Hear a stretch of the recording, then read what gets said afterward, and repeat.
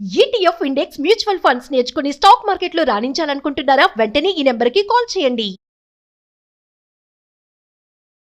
నమస్తే రేవంత్. నమస్తే అండి రేవంత్, అసలు ఇవాళ బడ్జెట్ ప్రారంభం అంటే బడ్జెట్ సమావేశాలు ప్రారంభమయ్యే నాటికి మార్కెట్ పరిస్థితి ఏంది? ఎందుకంటే మార్కెట్ 9:15 స్టార్ట్ అవుతుంది కాబట్టి అసలు ఏంటంటే మార్కెట్ ఓపెనింగ్ ఇవాళ ఎలా జరిగింది అండ్ 11 గంటలకి బడ్జెట్కి సంబంధించినటువంటి ప్రతి అంశాన్ని కూడా ప్రస్తావనలోకి తీసుకొచ్చారు కాబట్టి అసలు 11 ముందు వరకు మార్కెట్ ఎలా రియాక్ట్ అయింది, 11 నుంచి మార్కెట్ ఎలా రియాక్ట్ అయింది, అదేవిధంగా 3:30 గంటలకి మార్కెట్ క్లోజ్ అయిపోతుంది కాబట్టి మరి 3:30 గంటల నాటికి మార్కెట్ ఈ న్యూస్ని అంతా ఏ విధంగా బ్యాలెన్స్ చేసుకుంది అసలు? సో బేసిక్గా ఇవాళ కొంతవరకు పాజిటివ్గా ఓపెన్ అయింది. హ్యూజ్ పాజిటివ్ అని చెప్పకూడదు. యాక్చువల్గా గ్లోబల్ మార్కెట్స్ మనకి నిన్నంతా బాగున్నాయి. సో ఆ పాజిటివ్నెస్ మన దగ్గర కూడా కొంతవరకు స్ప్రెడ్ అవుతుంది. దాని ప్రకారం మనకి నిఫ్టీ ఇదంతా కూడా దాదాపుగా ఒక 30-40 పాయింట్లు హయ్యర్ సైడ్ ఓపెన్ అయింది. సో ఓపెన్ అవటమే మనకి ఇమీడియట్గా సెల్లింగ్ అనేది స్టార్ట్ అయింది. సో బేసిక్గా మెజారిటీ మనకి బడ్జెట్ సమావేశం దగ్గరకు వచ్చేంత వరకు కూడా అంటే 11 గంటల టైం వరకు కూడా మనకు ఆల్మోస్ట్ ఫ్లాట్గానే ఉన్నాయి. సో ఇన్ బిట్వీన్ చాలా పెద్ద స్పైక్స్ కూడా క్రియేట్ అయ్యే మార్కెట్లో and part and parcel of the speculation జరుగుతూ ఉంటుంది. సో బేసిక్గా మనకి బడ్జెట్ సమావేశం మొదలైన దగ్గర నుంచి మనకి మార్కెట్లో దాదాపుగా మనకి పర్టికులర్గా ఎల్టీసీజీ ఆ టాపిక్ రానంత వరకు పెద్దగా ఏమి ఇష్యూ లేదు. అండ్ సేమ్ ఫ్లాట్ లెవెల్స్లోనే స్పైక్ రావడము, కిందకి రావడము, ఫ్లాట్ లెవెల్లోనే ట్రేడ్ అవ్వడం గమనించాం. సో బేసిక్గా ఎప్పుడైతే మనకి లాంగ్ టర్మ్ క్యాపిటల్ గెయిన్ ట్యాక్స్కి సంబంధించిన న్యూస్ మేడం గారు ఎప్పుడైతే మాట్లాడారో అప్పటి నుంచి one single direction, there is no looking back. అసలు నిఫ్టీ అయితే దాదాపుగా మనకి 24,000 దగ్గరికి పడిపోయింది. ఎక్కడి నుంచి దాదాపుగా మనకి 24,550 దగ్గర నుంచి ఓపెన్ అయితే అక్కడ నుంచి దాదాపు 24,000 అంటే దాదాపు 500 పాయింట్ల వరకు కూడా సింగిల్ డైరెక్షన్లో పడిపోయింది. అండ్ సెన్సెక్స్ కూడా దాదాపు 800-900 పాయింట్లు పడిపోయింది. కాకపోతే over the period of time మనకి టోటల్ బడ్జెట్ సమావేశాలు అంతా కంప్లీట్ అయిపోయిన తర్వాత మళ్ళీ అగైన్ యూటర్న్ తీసుకొని ఆల్మోస్ట్ ఫ్లాట్ క్లోజింగ్ అయితే ఇచ్చాయి. అటు సెన్సెక్స్ కావచ్చు అండ్ నిఫ్టీ కావచ్చు, ఈ రెండైతే పర్టికులర్గా మనకి మాక్సిమం ఫ్లాట్ క్లోజింగ్ అయితే ఇవ్వడం గమనించాం. సో బేసిక్గా ఇవాళ మాట్లాడిన వాటిల్లో మేజర్గా మనకి ఇన్కమ్ ట్యాక్స్ రిలేటెడ్గా మాట్లాడారు. ఇన్కమ్ ట్యాక్స్కి సంబంధించి మేజర్గా స్లాబ్స్ అని కొద్దిగా రిలాక్స్ చేయడం ఒకటి, అండ్ పర్టికులర్ రూరల్ ఎకానమీని బూస్ట్ చేయడం కోసం ప్రయత్నించారు. సో ఈ రెండు న్యూస్లు కూడా అటు FMCG and consumption sector. So బేసిక్గా మనం ఫస్ట్ ఒక మాట చెప్పుకుందాం. మనం ఇప్పుడు కాదు, మనం గత కొన్ని నెలలుగా చెప్పుకుంటున్నాం బడ్జెట్ తర్వాత కూడా ఎప్పుడైనా బులిష్గా ఉండడానికి స్కోప్ ఉన్నవి 4 సెక్టార్లు చెప్పాం. FMCGs consumption almost both are same. ఈ సెక్టార్ ఒకటి ఫేవరబుల్గా ఉంటుంది. Pharmaceutical, IT sector, private banking sector, ఈ 4టికి సంబంధించి మనం మేజర్గా మాట్లాడుకున్నాం. సో ఈరోజు గమనించినట్లయితే మనకి పర్టికులర్గా ఎఫ్ఎంసీజీ సెక్టార్ టాప్ గెయినర్ అదే 2.2%, 2.68% హయ్యర్ సైడ్ క్లోజ్ అయిపోయింది. సో ఈరోజు మార్కెట్ అంత నెగిటివ్గా ట్రేడ్ అవుతున్నప్పటికీ మార్కెట్ అంతా కిందకి వెళ్తుంటే ఎఫ్ఎంసీజీ అండ్ కన్జంప్షన్ సెక్టార్ మాత్రం ఈ 2 రివర్స్లు పైకి వెళ్ళడం గమనించాం. ఎందుకు? వాటికి సంబంధించినటువంటి అడ్వాంటేజెస్ లైక్ పర్టికులర్గా ఇన్కమ్ ట్యాక్స్ అండ్ ఇంకొకటి వచ్చేసరికి పర్టికులర్గా రూరల్ ఎకానమీకి సంబంధించిన బూస్ట్ ఇవ్వటం, ఈ 2 దాన్ని బూస్ట్ చేసాయి. అండ్ తర్వాత వచ్చేసరికి మనకు మేజర్గా ఐటీ సెక్టర్ కూడా కొంతవరకు న్యూట్రల్గా అయితే క్లోజ్ అయింది. అంటే పెద్ద హ్యూజ్ పాజిటివ్ ఏం కాదు, 0.7%. అండ్ ఫార్మాసిటికల్ సెక్టర్ ఒక 0.5% పాజిటివ్గా క్లోజ్ అయింది. అండ్ ఈ రోజు పర్టికులర్గా మనకి గవర్నమెంట్ బ్యాంక్స్ కొద్దిగా ఎక్కువ వరకు డౌన్ సైడ్ అయితే డ్రాగ్ చేయడం, అంటే పిఎస్యూ బ్యాంక్స్ ఎక్కువ డ్రాగింగ్ కనిపించింది. And private sector bank side కూడా కొద్ది వరకు అయితే ప్రెషర్ కనిపించింది. ఈ రోజు మార్కెట్లో టాప్ హీరోస్ ఎవరు అని అంటే గోల్డ్ ఫ్లాగ్. గోల్డ్ అని అంటేనేమో బంగారానికి related companies like Titan. Okay, టైటాన్కి సంబంధించి మనం ఇందాక చూసాం. సో బేసిక్గా ట్యాక్సెస్ అనేవి కొంచెం కట్ డౌన్ చేయడం వల్ల, ఇంపోర్ట్ డ్యూటీస్ కొద్దిగా కట్ డౌన్ చేయడం వల్ల గోల్డ్ అండ్ సిల్వర్కి సంబంధించి మంచి బూస్ట్ రావచ్చు మార్కెట్లో నాకు ఎక్స్పెక్టేషన్ తోటి. టైటాన్ మంచి క్లోజింగ్ అయితే ఇచ్చింది, హైయెస్ట్ క్లోజింగ్ మనకి ఈరోజు టైటానే. అండ్ టైటాన్ ఆల్మోస్ట్ ఈరోజు 6.5% హ్యూజ్ గెయిన్స్. ఒక రకంగా నిఫ్టీని స్టెబిలైజ్ చేయడానికి ఉపయోగపడ్డది అని అంటే Titan and as I said gold and Gold Flake అంటే ITC, Gold Flake is ITC, ఈ 2 సెక్టార్స్. సో ఐటీసీ ఎందుకు పైకి వెళ్ళింది అంటే they have lot of consumption. So బేసిక్గా వాళ్ళకి ఎఫ్ఎంసీజీ అంతా కూడా చాలా స్ట్రాంగ్గా ప్లే ఉంటుంది. సో మనకి అండ్ దాంతోపాటుగా టూరిజం రిలేటెడ్గా కూడా పాజిటివ్గా మాట్లాడారు.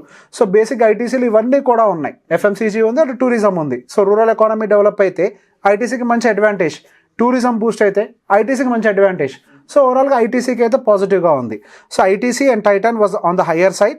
అండ్ దాంతోపాటుగా ఐటీ సెక్టార్స్కి సంబంధించి చాలా వాటి కూడా పైనే ఉన్నాయి. అండ్ ఐటీసీ తర్వాత consumption sector Hindustan Unilever and Tata consumers, so గమనిస్తే మేజర్గా వాళ్ళంతా కూడా కన్జంప్షన్ థీమ్ పే చేసింది. మేజర్ గేమ్ అంతా కూడా కన్జంప్షన్ చేతిలోనే కనిపించింది. అండ్ దాంతోపాటుగా మనకి గోయింగ్ ఫర్దర్ మార్కెట్స్లో మనకి గ్రీన్ ఎనర్జీ రిలేటెడ్గా కొంతవరకు అడ్వాంటేజ్ కనిపించడానికి అయితే అవకాశం ఉన్నట్టుగా కనిపిస్తుంది. సో బేసిక్గా మనకి ఇవాళే మార్కెట్కి సంబంధించి న్యూస్ అంతా కూడా ఫ్లో అయింది. అంటే మనకి ఫైనాన్స్ మినిస్టర్ యొక్క స్పీచ్ ఇవాళ జరిగింది కాబట్టి సో మార్కెట్ ఏం చేస్తుంది అని అంటే ఫస్ట్ ఒక ఫైన్ ప్రింట్ అంతా కూడా చదవాలి. ఫైన్ ప్రింట్ అంతా చదివిన తర్వాత దాని ఇన్డెప్త్ అనాలిసిస్ చేసిన తర్వాత ఏ సెక్టార్స్ నమ్మేయాలి, ఏ సెక్టార్స్ ఉంచుకోవాలి. సో దీనికోసం ఫైన్ ప్రింట్ దాకా కూడా వెళ్ళాల్సిన అవసరం లేదు. సో బేసిక్ అనాలిసిస్ ఫస్ట్ నుంచి చెప్పినట్టుగానే బేసిక్ ఒక లేమన్ లాంగ్వేజ్లో చెప్పేస్తాను. మనకి ఓవర్ వాల్యుయేషన్స్ ఏవైతే ఉన్నాయో అవన్నీ బై డిఫాల్ట్గా సెల్లింగ్ అయిపోతాయి. డిఫెన్స్ సెక్టార్, ఇన్ఫ్రాస్ట్రక్చర్ సెక్టార్కి సంబంధించి మొన్నటి వరకు థీమ్ ప్లే అయింది, బడ్జెట్ అలొకేషన్ జరిగింది, అవన్నీ ర్యాలీ అయ్యాయి. ఇవన్నీ కూడా ఇప్పుడు ఎక్స్ట్రీమ్ వాల్యుయేషన్లో ఉన్నాయి. గమనించినట్లయితే ఇప్పుడు ఇన్ఫ్రాస్ట్రక్చర్కి కానీ డిఫెన్స్ సెక్టర్కి సంబంధించి కానీ అసలు ఎటువంటి డిస్కషన్ లేదు. అండ్ హవెవర్ అవి ఎక్స్ట్రీమ్ వాల్యుయేషన్లో ఉన్నాయి. కొంతవరకు బుకింగ్ కూడా జరగచ్చు. ఇవాళ గమనిస్తే టాప్ బుకింగ్ ఎక్కువ జరిగింది కూడా profit booking real estate, reality 2.2% అనుకుంటా నెగిటివ్లో క్లోజ్ అయింది. హైయెస్ట్ ప్రాఫిట్ బుకింగ్ జరిగింది. సో గోయింగ్ ఫర్దర్ దానికి కూడా ఒక రీజన్ ఉంది. దాని గురించి మనం ఇంకొక వీడియో చేసుకుందాం. రియాలిటీ ఎందుకు పడ్డది, రియల్ ఎస్టేట్ సెక్టార్కి ఏంటి బ్యాడ్ న్యూస్, అది సపరేట్గా మాట్లాడదాం. సో బేసిక్గా మనకి ఇన్ఫ్రాస్ట్రక్చర్ కానీ డిఫెన్స్ కానీ ఏవైతే హెవీగా ప్లే అయిన థీమ్స్ ఉన్నాయో అవన్నీ కూడా బై డిఫాల్ట్గా వాల్యుయేషన్ ప్రకారం కరెక్షన్కి గురవుతాయి. సో బేసిక్గా ఇప్పుడు వాల్యుయేషన్స్ ఏవైతే లోవర్ సైడ్ ఉన్నాయో ఎఫ్ఎంసీజీ అది ఎప్పటి నుంచో చెప్తున్నా మంచి వాల్యుయేషన్ తోటి ఉంది. మొన్న ఇంతవరకు పెద్దగా పార్టిసిపేషన్ ఇవ్వలేదు. ఐటీ ఇప్పటిదాకా పెద్ద పార్టిసిపేషన్ ఏమి ఇవ్వలేదు. అండ్ మనకి ఫార్మాసిటికల్ ఇప్పటిదాకా పెద్దగా ఏమీ మనకి పార్టిసిపేషన్ ఇవ్వలేదు. సో ఇవన్నీ కూడా మంచి ప్లే ఇస్తాయి. సో బేసిక్గా మార్కెట్ అంతా కూడా ఫుల్ వాల్యుయేషన్లో ఉన్నప్పుడు డిఫెన్సివ్ స్టాక్స్ అంటాం వీటిని. డిఫెన్స్ సెక్టర్ స్టాక్స్ కాదు, డిఫెన్సివ్ ఎఫ్ఎంసీజీ, ఫార్మాసిటికల్ ఇవన్నీ కూడా డిఫెన్సివ్. ఎటువంటి పాండమిక్ వచ్చినా, ఎటువంటి యుద్ధ వాతావరణాలు ఉన్నా కానీ వీటి యొక్క ప్రొడక్షన్, మ్యానుఫ్యాక్చరింగ్ కానీ వీటి యొక్క సర్వీసెస్ కానీ ఆగవు. ఇవి జరుగుతూనే ఉంటాయి. కోవిడ్ టైంలో గేమ్ ప్లే చేసిందంతా ఏంటి, మొత్తం కన్సంప్షన్. అవునవును. సో ఇప్పుడు అగైన్ ఈ డిఫెన్సివ్ స్టాక్స్ అన్ని కూడా టాప్ పొజిషన్ తీసుకోవడానికి ఛాన్సెస్ ఎక్కువ ఉన్నాయి. ఇండస్ట్రియల్ ప్రొడక్ట్స్ కంప్లీట్ గా కన్సంప్షన్ సంబంధించి, consumption related industrial manufacturing, consumption related లో మనకి ఆటోమొబైల్ కూడా కొంత భాగం తీసుకుంటుంది. ఇవాళ గమనిస్తే ఆటోమొబైల్ కూడా ఒక 0.5% వరకు కూడా కొద్దిగా బులిష్ గానే క్లోజ్ అయింది. సో కన్సంప్షన్ థీమ్ అంతా కూడా కొంతవరకు హయ్యర్ సైడ్ వెళ్ళడానికి ప్రాబబిలిటీ ఉంది. సో మనం ఇవాళ గమనిస్తే నిర్మలా సీతారామన్ గారి మాటల్లో మేజర్గా ఈ నిరుద్యోగతని తగ్గించడానికి ఇప్పుడు సో నిరుద్యోగత తగ్గడం అంటే ఏంటి, జీతాలు వస్తాయి. జీతాలు వస్తే ఏం జరుగుతుంది, ఫస్ట్ జరిగేది ఏంటి, కన్సంప్షన్ పెరుగుతుంది, కొనుగోలు పెరుగుతుంది. కొనుగోలు వల్ల ఆర్థిక అభివృద్ధిలో ఒక ఆటోమేటిక్ గా మనకి ఈ కన్సంప్షన్ థీమ్ అంతా పైకి వెళ్తుంది. ఇప్పుడు మనకి నెక్స్ట్ ఏంటి, రూరల్ ఎకానమీకి పెద్దపీట వేశారు. రూరల్ ఎకానమీకి పెద్దపీట వేసి వాళ్ళు కనుక లాభాల్లో ఉంటే నెక్స్ట్ జరిగేది ఏంటి, కన్సంప్షన్. అంతే సింపుల్. సో బేసిక్ ఇది ఒక ఈ బేసిక్ లాజిక్సే మనం ఇప్పుడు కాదు, లైక్ ఎప్పటి నుంచో చెప్తున్నాం. ఎఫ్ఎంసీజీ కన్సంప్షన్, డిఫెన్స్ వద్దు, ఇన్ఫ్రాస్ట్రక్చర్ వద్దు, మనకి ఏం వద్దు, మిడిల్ వద్దు, స్మాల్ వద్దు. Consumption it's defensive, it is in the fair valuation. IT sector it is in the fair valuation. Pharmaceutical it's a defensive, so and it is in the fair valuation. So బేసిక్గా ఈ fair valuation ఉన్నాయి మాత్రమే ఈరోజు స్టేబుల్గా ఉన్నాయి. ఏవైతే expensive valuation ఉన్నాయో ఈరోజు వాటన్నిటిలో డ్రాప్ కనిపించింది. సో ఈ పర్టికులర్ బడ్జెట్లో మనం గమనిస్తే నేను ఈ సెక్టర్కి పాజిటివ్ చేస్తానని ఓవరాల్గా ఏమీ చెప్పలేదు మేడం, ఎక్కడా చెప్పలేదు.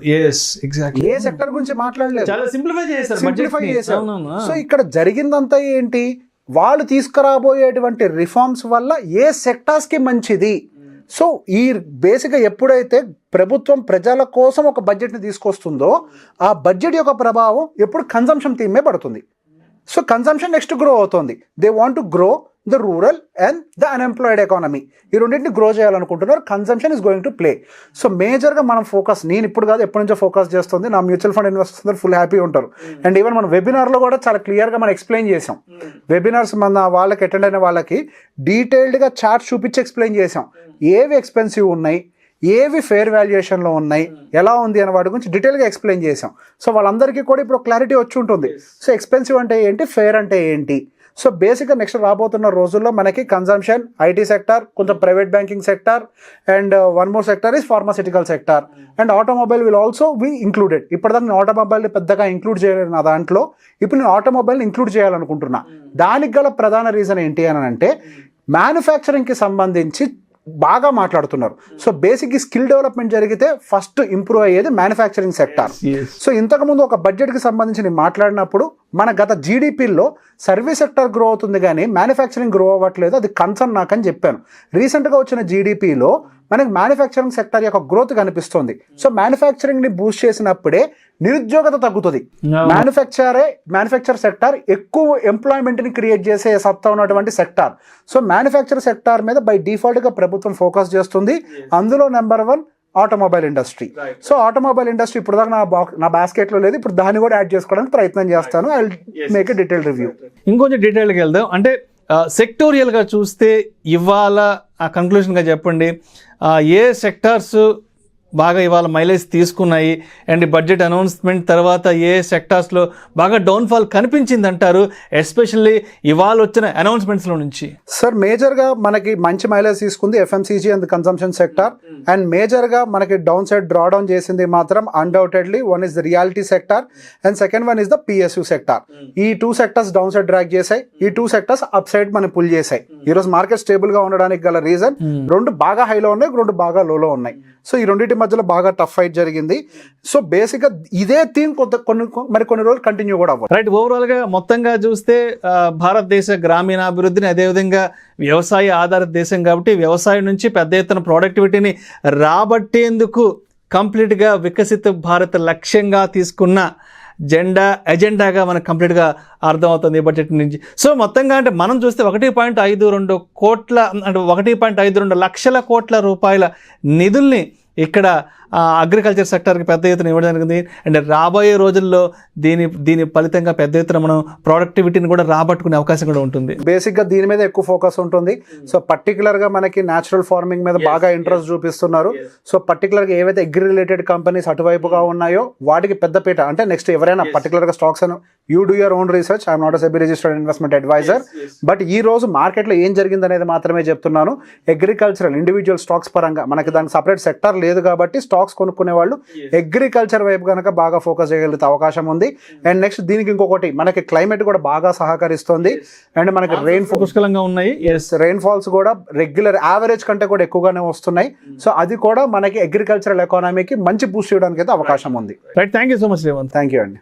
సుమన్ టీవీలో మీ పర్సనల్ అండ్ బిజినెస్ ప్రమోషన్స్ కోసం కింది నెంబర్కి కాంటాక్ట్ చేయండి.